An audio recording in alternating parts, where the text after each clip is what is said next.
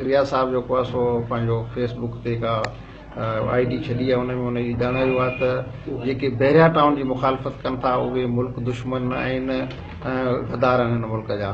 त असां उनखे ॿुधाइण था चाहियूं त असां हिन धरती जा धणी आहियूं, वारस आहियूं। असां जूं क़बरूं, असांजा ॻोठ, माग मकान इन ॻाल्हि जी गवाही था ॾियनि त असां हिन सरज़मीन जा वारस आहियूं। असां अंग्रेज़नि जेके बि हिते हमलावर आया आहिनि उन्हनि सभिनी सां मुआहदो ॾेई पंहिंजी धरती जो बचा कयो आहे।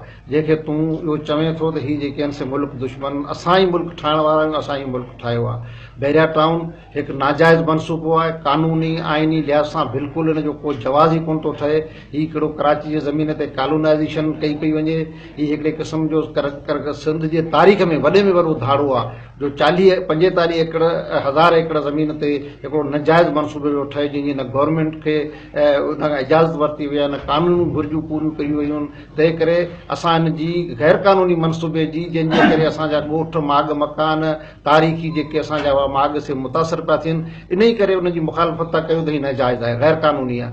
उन ई करे असांखे हू मुल्क दुश्मन थो चवे त असां चऊं था त सभ खां वॾो मुल्क दुश्मन बहरिया टाउन ठाहिण वारो आहे, उन जा हवारी आहिनि, उन्हनि जा मदद कंदड़ आहिनि ऐं उन्हनि स्टेट जे पावर जे बुनियाद ते उन्हनि जेको आहे सो हुकूमत जे सरपरस्ती जे करे इहो सॼो मनसूबो शुरू कयो आहे। हीउ मुल्क खे पुलिस स्टेट बनाए ज़बरदस्ती असांजे माण्हुनि जे ख़िलाफ़ पूरियूं FIR दाख़िल करे उन्हनि खां ज़मीन जा खाता हिननि लिखाए वरिता आहिनि, सभु कुझु कयो। इन सॼे अमल में हू असां सां बि जेको आहे सो उन हवाले सां जेको आहे जेके बि हिते मलीर जा माण्हू हुयूं उन्हनि सभिनी खे रुॻो चंद माण्हू मुखालफ़त था कनि, पर मलीर जो बचो सिंध जो बचो हिन मनसूबे जे ख़िलाफ़ आहे। को बि बाज़त ऐं बाग़ैरत शहरी बहरिया टाउन जे हक़ में न आहे।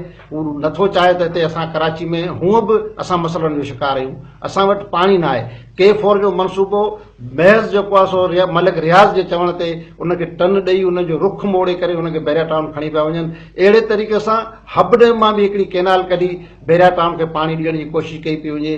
जॾहिं बहरिया टाउन आबाद थींदो उन कराची वारनि खे पाणी मिलंदो, न गैस मिलंदो, न उन्हनि जूं जेके ॿियूं बुनियादी सहूलियतूं आहिनि उहे पूरियूं थींदियूं।